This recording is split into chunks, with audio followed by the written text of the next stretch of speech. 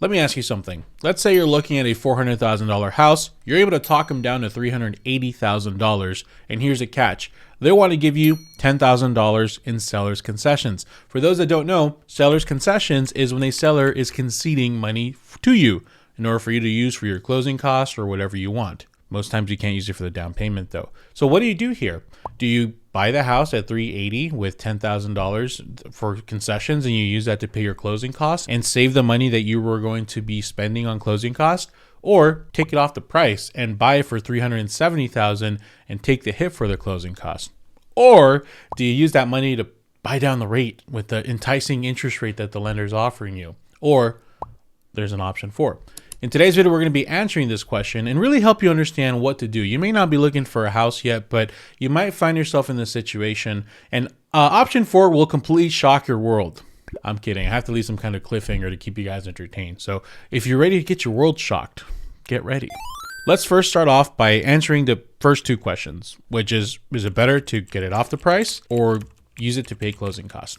The main question here is, what is the true cost of these $10,000? What is it really costing you? Now, we're not going to be dramatic and use 30 years because the odds of you keeping your house or keeping the same mortgage for 30 years is not very likely. So let's look at this maybe in a 10-year gap so we can see what the cost of it's going to be. Let's assume you can get your interest rate at 6%. Yes, I know you can get your rate a lot more lower nowadays, 6.5%, 7%, but rate buy downs and whatnot. But let's just say 6% for now.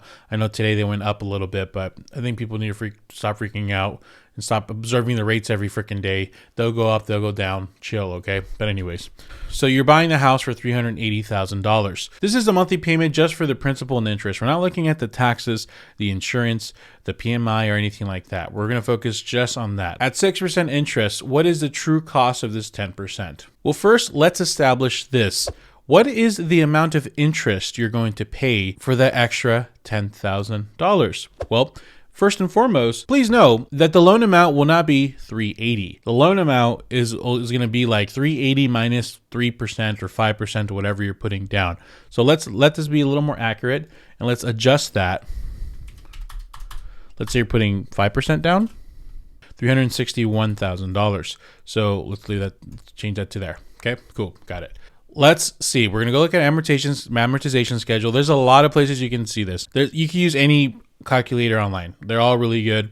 They're all out there. They're all free. Go check them out. We go down 10 years later, so it'll be 2034, and we can see that we paid about $215,000 of interest, and our remaining balance is $295,000. Now, this is crucial because in theory, I know for a fact that the second option, which is removing that, like buying it for $370,000 instead of $380,000, we should, in theory, have $10,000 more. So in summary, this is how it looks like.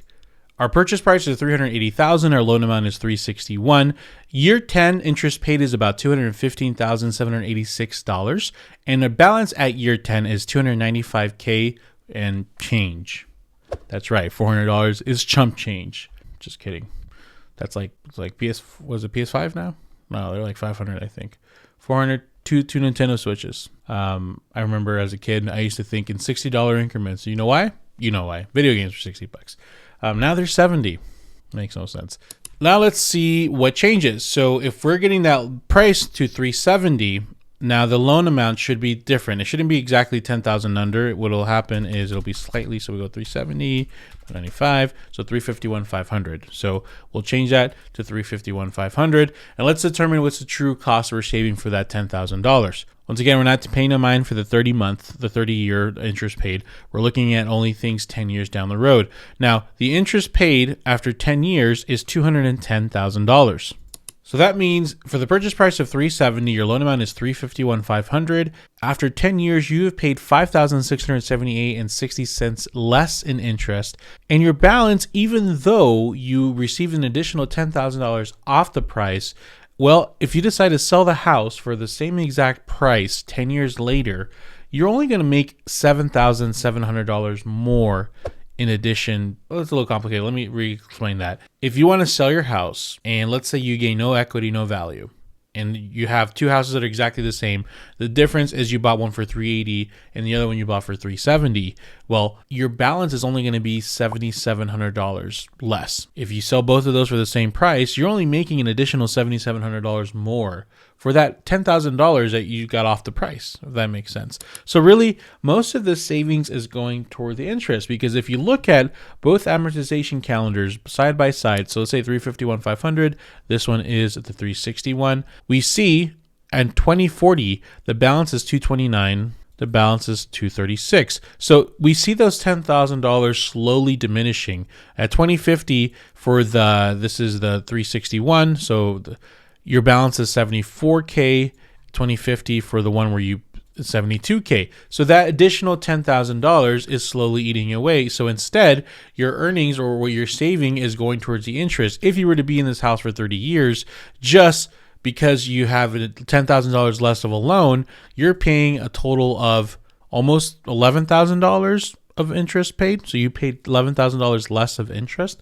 But once again, we're looking only at the 10-year mark. All right, let's look at both of them side by side. Now, I want to add an additional row here. So for the 351,500, so the additional $10,000 off the price, your monthly payment was $2,107, and for the other one, it was $2,164.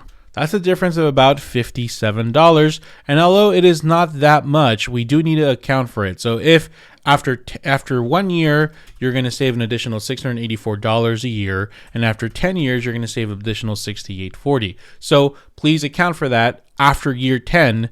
On the other side, the one where the loan amount is $351, you technically have saved an additional $6,840 because you have paid less as a monthly payment. But it's also worth noting that for the $361,000 amount, you should add $10,000 because you were able to save $10,000 initially from the get-go, because they basically gave you $10K for the closing cost. So if we combine all the savings, so the $56.78, and we're going to take off the additional cents just to make this easier, we combine the additional balance you have, even though, yes, it's not that exactly $10,000, but we have to add it. And then, of course, we add the additional $6,840 that you're saving with the reduced payment. You're getting about $20,292 of total value. Now, I'm hesitant in adding the interest rate because, I mean, technically, yes, you paid less in interest, but really all that's really going towards is your balance going down at a more rapid rate, right? So you're not necessarily receiving those $5,600. So we can go back and we can actually reduce $56.78. You do essentially get the balance, the $7,704. You get that back if you decide to sell at year 10, and of course the $6,840. So really, it's about $14,613.55. So that additional $10,000. What you're leaving on the table is an additional $4,613.55. Now, you might say, well, of course, this is a no-brainer, Javier. Clearly, it makes more sense to just simply take that off the price and we make an additional $4K, right? But here's the thing. You might not be selling after 10 years, so it really doesn't matter, right, if what the balance is in 10 years from now, because you're not going to be selling. And on top of that, those $10,000 might mean a lot. I mean, that maybe things are kind of rough and the additional $10,000 is going to be an extra padding, or it's going to be used for the house, or quite frankly, you can use that additional $10,000, put it in the market somewhere, and potentially have it make a little bit more money. I mean, shoot, you can get those $10,000, and you're looking at NerdWallet, $10,000 initial investment, no additional contributions. Put it in a Roth IRA, which is an expected rate of return of 7 to 10%, according to Google. And even if it's compounded annually, it's still $20,000. So you're still making an additional $10K, and you're diversifying your assets. So the thing is, it's not black and white. It's not like exactly like, oh, yes, it makes sense to do this, because you have to look at it these ways, okay? One, your house shouldn't be your only form of investment. That's for lack of a better word, a very poor way of thinking.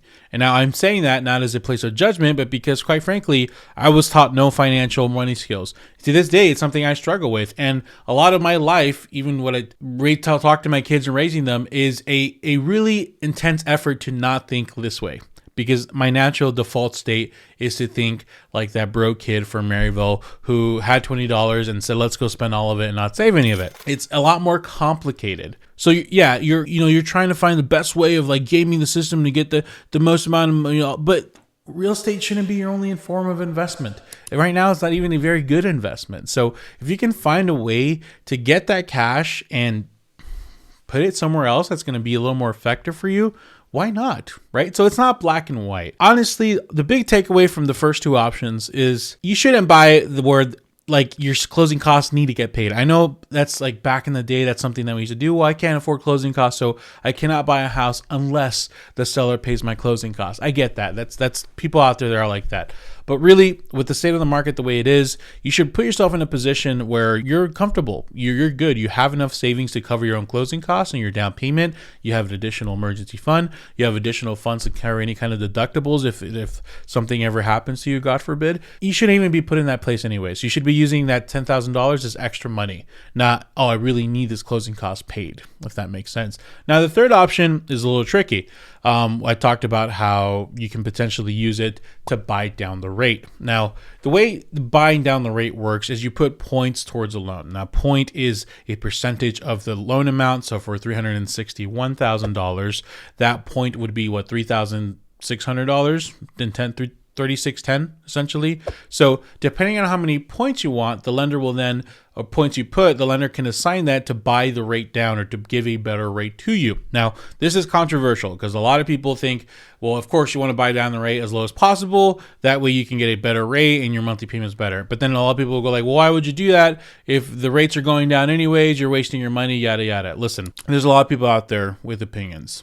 At the end of the day, those $10,000 it's the seller's money that you're playing around with here. I would go back to looking at first two options. If you put it towards a house, you can make an additional, $4K, was it? 4 or 5K. If you decide to keep it, you could put it in a Roth IRA with a 7% expected return rate. It'll be at $20K after 10 years. On one hand, I understand and appreciate that you're following the advice I give, which is buy the house and like, don't do this stupid date the rate, marry the house crap or whatever, however it goes, where it's okay, you're only buying because you're going to refinance down the road, right? You're getting the rate where you want it now, and who cares if the rate drops? You're going to be at a good, comfortable, low rate, and that's where it's at. That's what it is. That's what, it's just the way he rolls.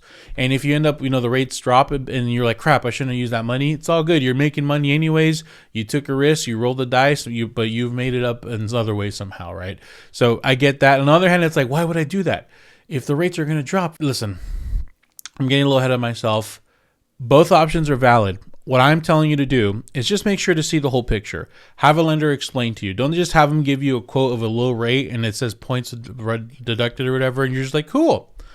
Really understand what those points are and know that each loan is different. Like an FHA loan, with 1 point, you can buy the rate a lot lower than a conventional loan. So do your research with both type of loans. If you're in the camp where like, I don't care about what's going to happen with the interest rates down the road, let me just get the cheapest rate now, and it's not my money anyway, so I don't really care, then go for it. If you're like, you know what, I'll just get the higher rate now, and I'm just going to hope that rates drop down the road. Good. I hope that you have a good monthly payment where you can afford your mortgage is 25 to 30% of your net income. I hope that you have enough savings and other forms of investments, right? Because I tell you what, hoping that the rates are going to drop down the road, even if they do, great. I hope it worked out for you, but that's a risk that a lot of people aren't willing to take, okay? Now, option 4. This one's a little weird, but check this out. Why settle for 10K? If you're in a position where you're the only offer and you already got them down 20K because they were 400K originally, and they'll say, hey, we'll give you an additional 10K. Why settle for 10? Say, okay, can we do 15? I think if we do 15, we got a deal. Or, hey, can we do 370 and you give us 10K? Why? Why not? It's scary, right? But here's the thing. If you're the only offer, why not? Now, the risk is that another offer will come in, swoop in, and they'll be the hero, and you're out of a house. Boo-hoo! There's so many listings out there. You can continue to keep trying. Don't get emotionally invested, okay? If you're like super emotionally invested in your house and you're like already, the hearts are, oh my God, my baby's going to be raped. Javier, my baby's going to poop on this carpet. I need this house. Okay, fine. Just take the 380 with the 10K. But if you're like not emotionally, you're thinking this logically, why settle for that? Push push for that extra. Even if you get an additional 5K, that's 5K, baby. We got a stew going. Now we got something happening. You know what I mean? So that's my additional thing. Push them for more. Push for squeeze a little more.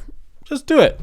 I like the squeeze. I like the squeezy squeeze. That lemon's got some juice in it. Don't give up. You know, when you squeeze it, you're like, oh, you give it to your older brother, or your dad, or your sister, and they squeeze it, and more juice comes out. There's always more juice to squeeze. Give it a good squeeze.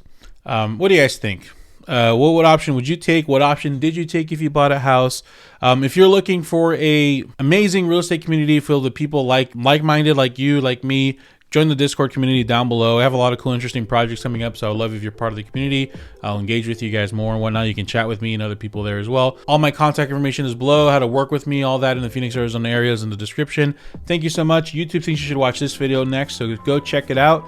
Looking forward to having a nice conversation in the comments. Thanks. Bye.